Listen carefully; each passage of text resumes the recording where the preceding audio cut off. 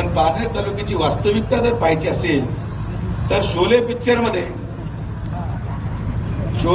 मध्ये अमिताभ बच्चन जेव्हा हेमा मालिनीच्या मावशीला धर्मेंद्रचा हात मागायला जातो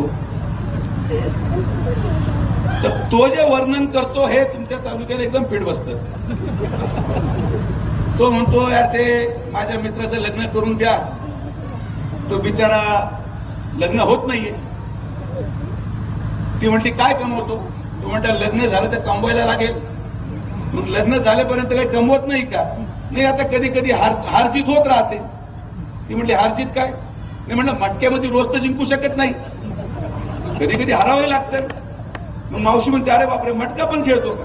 अरे मटका कुठे खेळतो, पण एकदा मित्राने दारू पाजली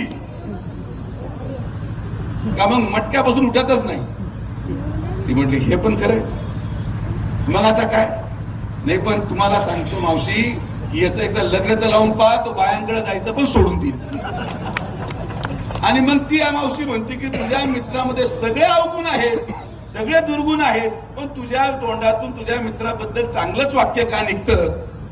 तो डायलॉग पहा आणि तुमच्या तालुक्याचा विचार करा.